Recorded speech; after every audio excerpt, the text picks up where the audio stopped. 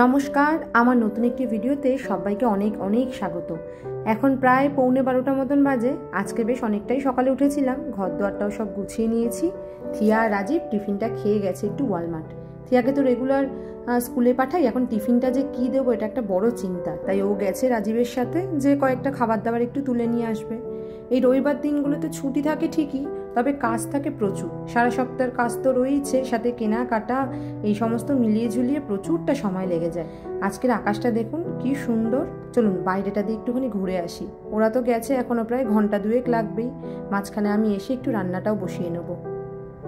দুটো দিন একটু মেঘলা ছিল, তবে আজকে আকাশটা দেখুন কি সুন্দর লাগছে।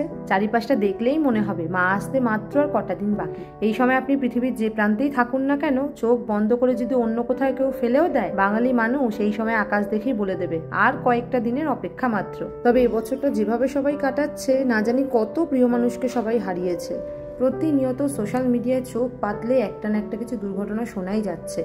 আজ কাশ্মীর, কাল মানালি, বর্তমানে পাঞ্জাবের ঘটনা দেখলেও বড্ড খারাপ লাগছে। তবে জানেন তো, এই বছরটা না সমগ্র পৃথিবীব্যাপী কিছু না কিছু ঘটে যাচ্ছে।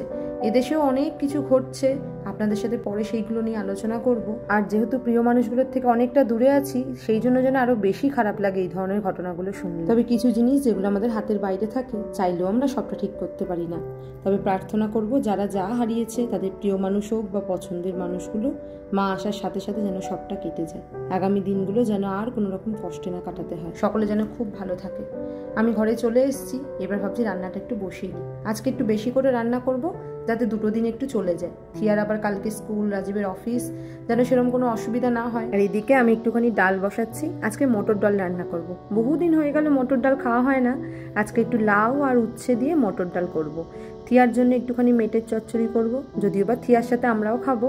একটু স্যামন মাছ করব, আর অল্প করে জুখিনি দিয়ে একটু চিংড়ি দিয়ে করব।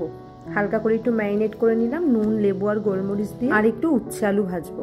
এই এখন থিয়াকে যখন সকালে স্কুলটা দিতে যাই, তখন তো সেরকম ভাবে আলোটা ফোটে না। তবে যখন আনতে যাই, এত সুন্দর আকাশটা লাগে, মাঝখানে মনে হয় যেন চেয়েই থাকি। মানে আপনি আকাশ দেখলেই বুঝবেন যে একদম পুজো চলে এসেছে। যেহেতু এই বছরও যেতে পারবো না বাড়িতে পুজোয়, 2 বছর পর পর যেতে পারলাম না। যদিও বা জানি পরের বছর থেকে ওখানেই থাকবো, তবুও সারা বছর এখানে মানিয়ে নিতে পারলেও পুজোর সময়টা একদম মন বসে না। তো এখানেও টুকটাক জায়গায় পুজো হয়, যাওয়াও হয়। তবে এখানে জানেন তো, আমাদের দেশে যেরকম দুর্গাপুজোয় একটা লং ছুটি থাকে, লোকজন খুব মজা হুল্লোড় করে, এই দেশে ছুটিটা থাকে না। কারণ এদেশে তো সেরকম ভাবে পুজো বা এই সমস্ত বিষয়গুলো নিয়ে খুব একটা বেশি লোকজন চর্চা করে না। কারণ আমরা যারা বাঙালি রয়েছি, তারাই এই বিষয়গুলো নিয়ে একটু বেশি ভাবনা চিন্তা থাকে এবং তারাই পুজোটা করে থাকে। তো বিভিন্ন কমিউনিটিতে বিভিন্ন সময় ধরে পুজো হয়। তার জন্য কি হয়, গত বছর দেখেছিলাম আমাদের দেশে পুজো শেষ হয়ে গেলেও এখানে তখনও পুজো চলছে। মানে ধরুন, আমাদের এখানে হিউস্টন দুর্গাবাড়ি আছে, সেখানে পুজো হয়। সেখানে একটা সপ্তাহে শনি রবিবার দিন করে পুজো হয়। এরকম আরো অনেক কমিউনিটি রয়েছে, বাংলাদেশি কমিউনিটি রয়েছে, সেখানেও পুজো হয়। ওই ধরুন শুক্রবার দিন অফিস করে সবাই বাড়ি চলে এলো, তারপর শুক্রবার দিন থেকে পুজোর জায়গায় চলে গেল। এবার শুক্র, শনি, রবি 3টে দিন পুজো হলো। আবার সোমবার থেকে অফিসে যার যার স্কুল রয়েছে, যার যার কাজের জায়গায় যেতে হয়। তবে শুধুমাত্র দুর্গাপুজোই নয়, যে কোনো ধর্মের বিশেষ অনুষ্ঠানে এখানে সেরকম ভাবে একটা ছুটি থাকে না। কেবলমাত্র এখানে যে খ্রিস্টান ধর্মীয় লোকজন রয়েছে, তাদের যে সমস্ত অনুষ্ঠানগুলো থাকে সেই দিনগুলোতেই ছুটি দেওয়া হয়। যেমন এই সামনেই আসতে চলেছে ফল ফেস্টিভ্যাল, তখন থিয়াদের স্কুল সহ অফিসও বেশ 1-2 দিন ছুটি থাকে। তবে ছুটি কম বেশি যাই হোক না কেন, প্রবাসেও মানে দেশীয় লোকজন এই যে নিজেদের সংস্কৃতি ধরে রাখতে পারে, এটাই বা কম পাওনা কিসের, তাই না? হয়তো আমাদের দেশের মতন দুর্গাপুজোর কোথাও হবে না, বা সেটা সম্ভবও নয়, কিন্তু এই ছোট্ট করে একটা সেলিব্রেশন এখানে থাকা মানুষজনকে কিন্তু বেশ একটা ভালো প্রশান্তি দেয়। বাড়ি থেকে এত দূরে পুজো আসছে এই ব্যাপারটা ফিল করতে পারার মধ্যেও যেন একটা আলাদা আনন্দ আছে।